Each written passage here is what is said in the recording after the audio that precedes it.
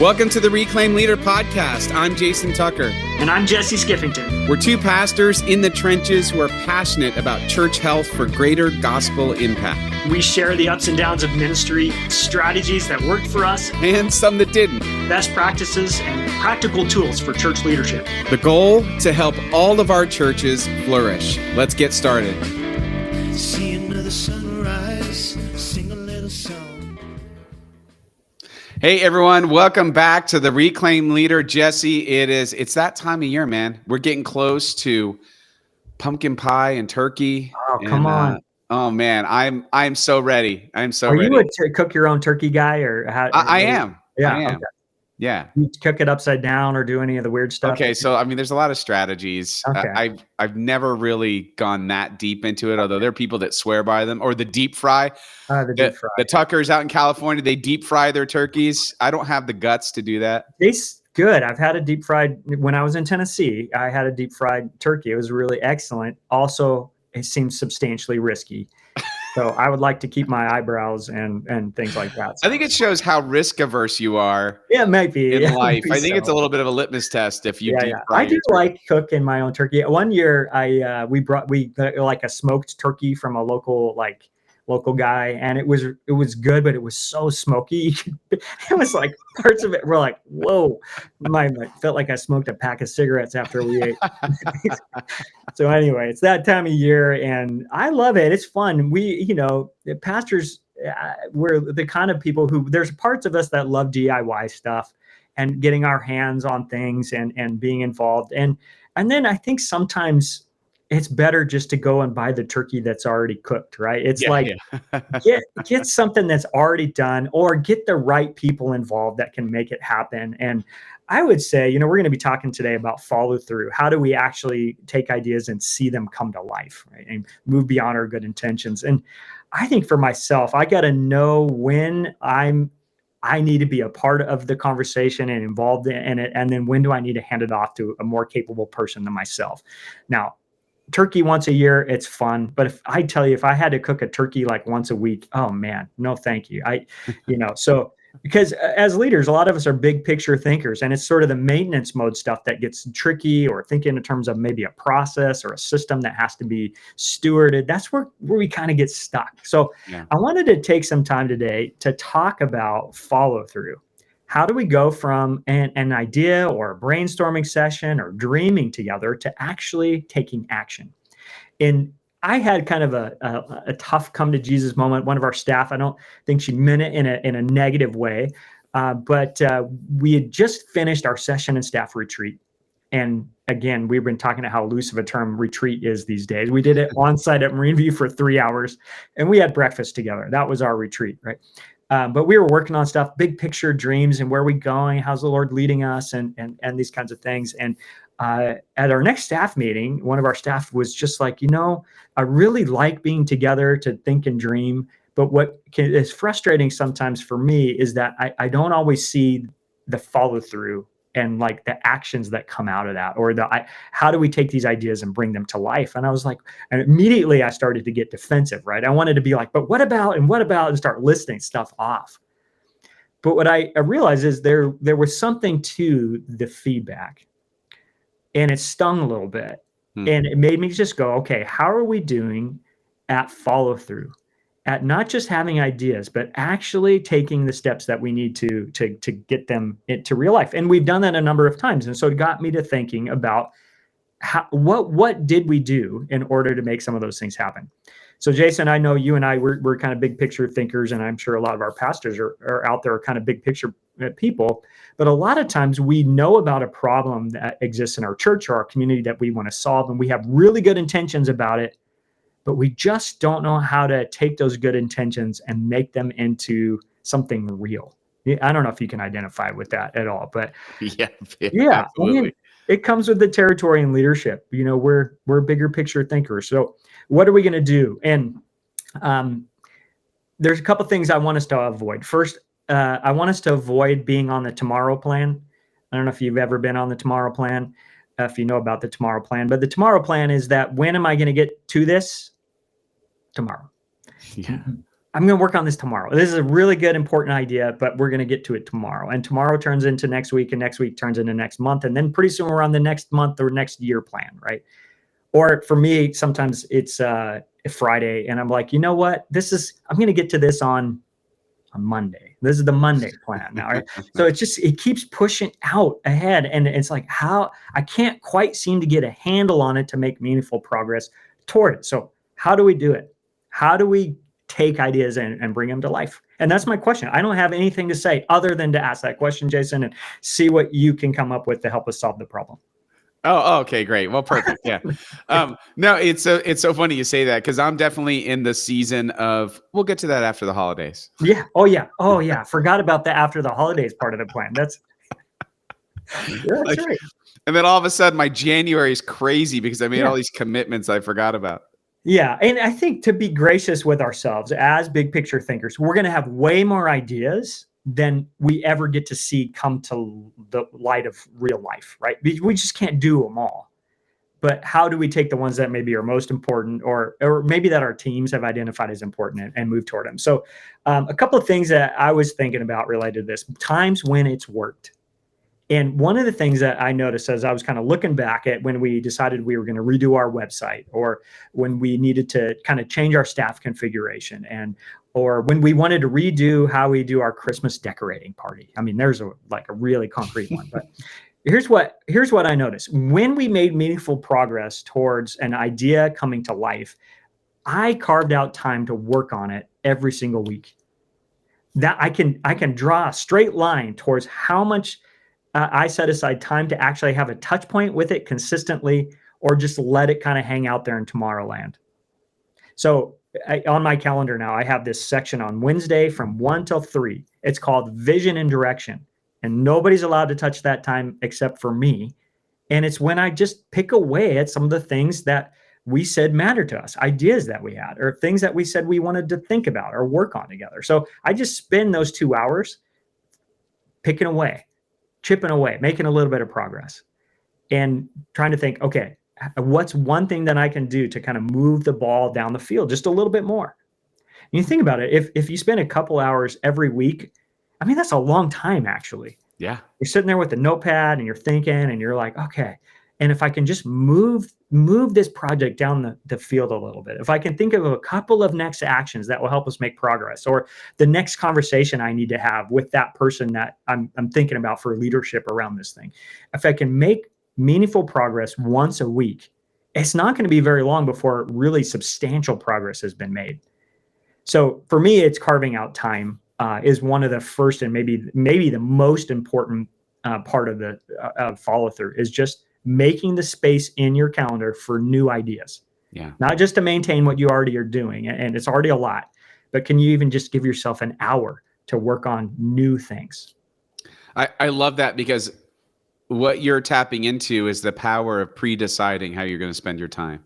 Yeah. It's giving you power back to decide what matters most to me and how am I going to arrange my schedule accordingly. Nobody touches this time.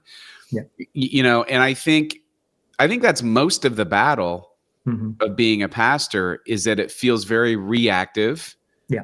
You're playing a lot more defense than offense. So how do we flip that around? How do we make sure that we have times at least that are scheduled in our week where we play some offense, where we move things forward? And again, it probably takes less time than people think, but it's the consistency that's the magic. Yeah, I block out 2 hours. I don't always use that full 2 hours, because sometimes I give my time back to something else, right? Yeah. But it's having that consistent touch point. And I think that something you said is really important there, that we need to give ourselves permission to play offense. I like that image, right?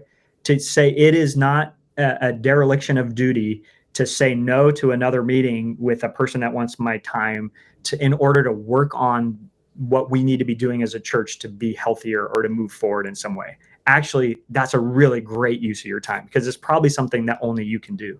Yeah. So coming out of this retreat that we just had with our staff in session, at the start of every staff meeting, I know not everybody has a staff team, but we're blessed to have this great team of folks. And so we're spending 20 to 30 minutes every week on kind of the big ideas that came out of that time.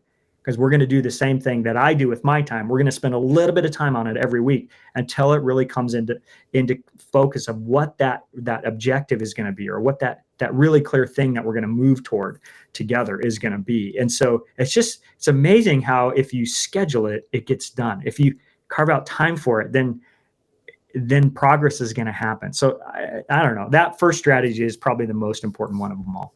Yeah, I agree, because that's the very thing that gets squeezed out Mm-hmm. in all the busyness of the job. Yeah. So again, pre-deciding the time that you're going to put into it makes a big difference. Yeah. And I don't know what ideas you guys are working on. But one thing for us was I've been thinking about elder training for a long time. Mm-hmm. And that was kind of a me idea that didn't come out of our staff and session retreat, but I had all these great intentions about doing some kind of elder training. And I just kind of had to have like a clear kind of direct conversation with myself. Why haven't I made progress on that? And it was as simple as putting it on that vision and direction time frame. And then I spent maybe 20 minutes a week, less even, maybe 5, looking, and I found some great resources. And I'm like, these are great resources. And then in September, we started using those resources with our elders to help them understand their role and who we are as a session and how do we operate. And it's been really life-giving. And it was not actually that much work, but what it needed was a consistent touch point. Yeah. So anyway, so that's the first one. The second one is, I think as you're going along, at some point you got to take ideas and you got to focus them in a little bit into something clearer, something that we're actually going to be able to do. And so this is where the old management technique of SMART goals comes in. I know you love SMART goals, Chase. You know I love them. Yes, and my staff really rolls their eyes at SMART goals all the time whenever we have them. But it helps us to be really specific about what we're trying to do. So if you have an idea, and here's an idea that we had a while back. We wanted to do an all-church decorating party for Christmas.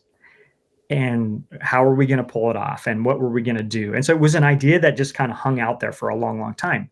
Well, finally, we just had a meeting when we sat down and we said, let's get really specific about what we mean by that Christmas decorating party so that we can actually take some steps to follow through and see it come to life. And so a SMART goal helps us to do that. And anyway, there's different variations of SMART goals, but it's important if you're going to develop a SMART goal to think in terms of specificity. What specifically are we trying to do? Well, with our Christmas decorating party, what we were specifically trying to do is create a fun fellowship event in our life together after church on a Sunday, which also had the added benefit of having our church be decorated afterward, which is great, right? So then we kind of were like, okay, so specifically, we're trying to get our church decorated and create a time for cookies and fellowship, right? So how are we going to know if it's going to work or not? Well, that's the measurable part. That's the M. We'll know if it worked or not if people come and participate and they do it. I mean, that's our measure. Was it a meaningful event in the life of the church? And then agreement, that's the A. You got to get agreement from your team. We believe this is the right goal. This is the thing we're going to do together. So we start to build a consensus around that and say, okay, who's going to be involved, and we're agreeing on that. And then the R piece is, I think, a big gap sometimes in follow through. And the R stands for resources. Have we set aside the resources we need? One of the questions that came back from some of the folks that we tapped for our Christmas decorating party is, what's our budget? Yeah. How much can we spend? How are we going to pull this off? How we need new lights, those kinds of things. So specific, measurable, agreed upon resources. Have you resourced this new idea so that it can come to life? And then the last one is a timetable. Have you set a time frame that kind of allows you to make progress toward that to the point where you're going to bring it to life? And so for our Christmas decorating party, we knew that it's going to be the Sunday after Thanksgiving. And so we had to work back from that timeline to create a timeline for preparation to make it go. And it was a great event in the first handful of years. It was an awesome event. And now we're looking at it and going, we need to do something else because it's kind of run out of steam. So we're just going to decorate Christmas trees and eat cookies after Thanksgiving this year. I love it. But if you're going to make progress, get specific and get people together and agree on who's going to do all that stuff. So I don't know. Yeah, I know you guys don't probably use that acronym SMART but it's just a useful way to be thinking, I think, in our leadership. It is. You know what it does is when you actually turn it into a goal, that's what flips the switch on getting it done. Yeah. Yeah. Otherwise, it's just an idea.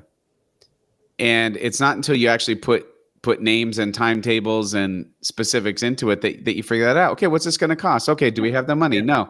How are we going to get it? Okay, buy this. And then, like you said, working your way backwards and figuring out what's the timetable and how do we figure all that out. Totally. Once you start the ball rolling on that, it's going to happen. Yeah. And once you have that goal out there on the horizon, then that time that you've set aside every week can be the time that you give to make progress towards its launch. Or, maybe it's a team that you develop, then you meet consistently and make progress toward that, that time where we're going to put it out there. And that's what we did when we kind of redid our website. It was the same kind of thing. It was like, we have to set a target and we have to be clear and specific about it and agree about all of that so that we can make that progress and it can move beyond good intentions. So SMART goals is kind of as eye-rolly as they can be. It's just really important. It's just a great way to make progress. This is where we want to be. This is where we are. These are the steps that we're going to take to get there. And we're all agreeing on that. And we're giving resources to that. I want to throw this in just as a practical example. So we're trying to figure out, we're reimagining our men's ministry. We're realizing that we need to take a new look, fresh look at it, what we're going to do. And so we had a meeting with some guys that we strategically chose, sort of different generations represented and everything, but also guys that are really dedicated to the current men's ministry that we have. Mm-hmm. And we just kind of whiteboarded our strategy, which is our church evangelism strategy. But we said, what does it look like specifically for men's ministry? And we just started having a conversation. We had a bunch of ideas. In fact, I still have the whiteboard. I took a picture of it in case it gets erased. We had all the ideas, but the most important thing we did at the end of that, we said, okay, what's the next step? That's it. And it was, well, we need some sort of not churchy, fun event that we can invite all the guys to. Yeah. And when? I think in January. Great. What are some ideas? And within about 30 minutes, we had an idea of what we wanted to do. Mm-hmm. And we said, okay, you can follow it with this. You'll follow it with this. Mm-hmm. We'll get it on the calendar and we'll see if it'll work. And it all came together. It's going to happen January. Now, that never would have happened if we just would have ended with, here's a bunch of ideas. Okay, great meeting. Let's meet again. Yeah.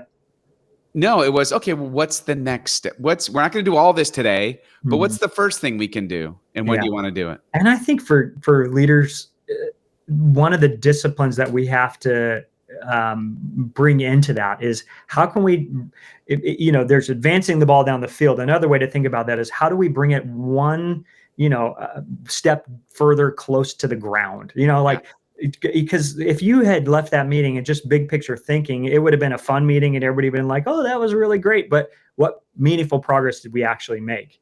Right. We're just going to come back and we're going to do that same feedback loop again, where we dream about some ideas and don't follow through on them. So what's our next step or when, and kind of getting concrete about that. And then, so as you're thinking in terms of however you develop a goal or an objective, that becomes clear. Another way to think about it, that maybe you can take some of the SMART thinking, but you could even just kind of ask a different question. What do we hope will be true because of this thing that we're going to attempt? And we go, okay, if we hope that people felt connected, we hope that people felt like they had an event they couldn't wait to come back to. And if they felt like it was a meaningful use of their time, then that would be a success. So now you start to go, okay, so what would a thing like that be like? And you start to go, oh, in my, it would look like this kind of event. I don't know. What are you guys going to do for your men's ministry? Pizza and beer, or what are you doing? I mean, you're close. It's literally like we're going to, there's a bowling alley, but it's sort of like a bougie bowling alley over at on this popular spot right by the beach. But in the winter, there's nobody around. So we're going to rent the place out for 2 hours and we're going to watch, have football on, and we're going to basically just like eat wings and bowl. Yeah. And there's no agenda. It's just it's kind of an initial, let's get as many guys here as we can just to hang out. Yeah. So now it's become something that's gone from idea to something we're going to actually try. And then you'll evaluate, I'm sure, and tweak and change and do whatever you need to do. But to get smart about it, to drill down to something that we're actually going to do is crucial. So a third kind of piece that's related to that second step is about asking who will do what by when. Yeah. And that sounds like that's what you guys did at the end of your meeting. And it's what we did in our Christmas decorating party concept. If it's hard to hold a group accountable.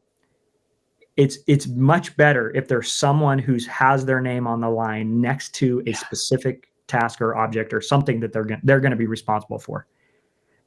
I got to tell you, churches, and I'm right there with everybody, we are really good at giving projects to groups and then leaving them in the group in which no one is accountable for any forward progress on it. Right? It's not good, right? So you can hold a person accountable, you can't hold a group accountable. And so we just got to be thinking in terms of, and I know I'm preaching to the choir on this, a lot of this is just good reminders for us, but who will do what by when? That is a great question to ask toward the end of a meeting. What's our next step? What's the idea that we're going to actually develop into a SMART goal or an actionable thing? And then who's going to do what by when, so that we make progress toward that SMART goal or that thing that we're going to do. So I don't know. Do you have a version of that question? Or is it just kind of naturally say, hey, who's going to take what on here as we're leaving this time? Yeah. So usually the step will look something like, so let's use the men's ministry, for example. Hey, what's our next step? And then we sort of decide, okay, so if we're going to do that, we're going to need to find out how much is it going to cost to rent the place? Do they offer a food package? How much would that cost? What's the cost for the men? What's the price that we want to keep below?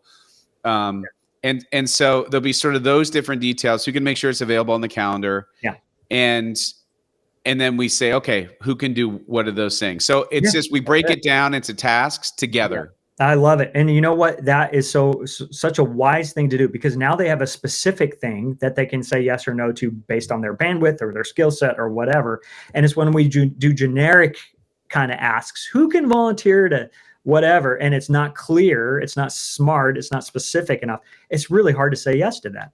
So working together to create a list of things that need to get done and then inviting people to put their name next to something. Now we can call and say, Jason, hey, what did you find out about the church calendar?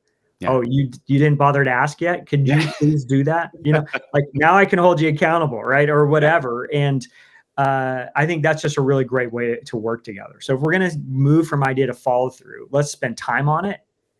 Let's build a team or build some SMART goals around it. Let's make clear assignments. Who will do what by when, so that we can follow up with each other and hold each other accountable in a good way. And here's what I would just say. I think our role as a leader is to try to give away as much as we can in these kinds of things, and then do the reminding and the follow-up. Yeah.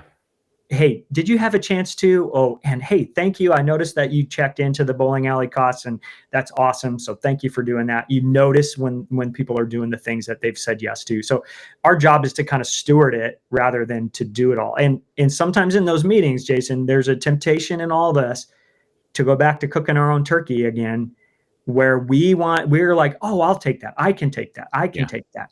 And I would just encourage you to give some space for other people, if you clearly define the task, to say, hey, I'll put my name on the line for that.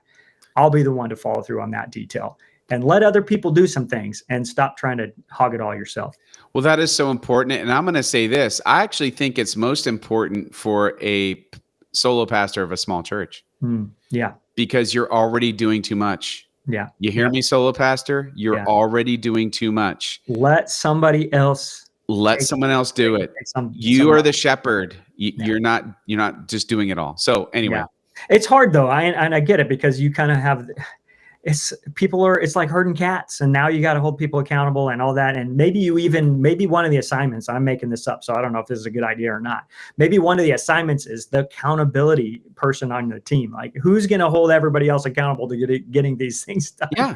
Right. Give that away too. Even. You can appoint a team leader. Absolutely. And you're just kind of observing and helping here and there, but you're not having to run the whole thing. That's what we're trying to avoid. Totally. So sometimes when we hear ideas and follow through, we're like, man, I already have enough on my plate. Well, part of follow through is meaningfully giving these things away to other people. So delegation wasn't in here, but I think that is a strategy. How do we be clear enough and come alongside someone enough that they feel like they could take it and run with it, or with our support, lead a team or be a point person for that. And then the fourth strategy, we are already kind of talking about it, is to know your role and your wiring, and when it's time for you to get out of the way, and to let awesome, capable people take it and run with it. I'm a big picture thinker. Jason, you're a big picture thinker. We did the Working Genius thing, the Patrick Lencioni stuff, nice. So good, and Widget. And if you know a little bit about that, you know, it's so good. But I'm a wanderer and an inventor. That's my top two characteristics. So I wonder about stuff. I wonder if we should have a Christmas decorating party. And I'm really good at wondering. I wonder about a lot of awesome things that are related to real problems or real opportunities. And so that's one of the ways I'm gifted and wired to wonder. And I wonder if we did this, what might happen in this demographic or in our church or in our community. And I'm really good at inventing some ideas around that and the brainstorming part. And I wonder and I invent, and it's great. But it's when it needs to go beyond that, that I need to know who I am and trust my team or the people that God has put into our church to take it and bring it to life. Yeah. Because if I stay involved in it for too long, we're going to start getting into details and into the weeds of how to pull it off. And an event coordinator kind of personality is going to show up and want to do that. And I'm going to be tempted to bring it back up to the wonder and invention phase.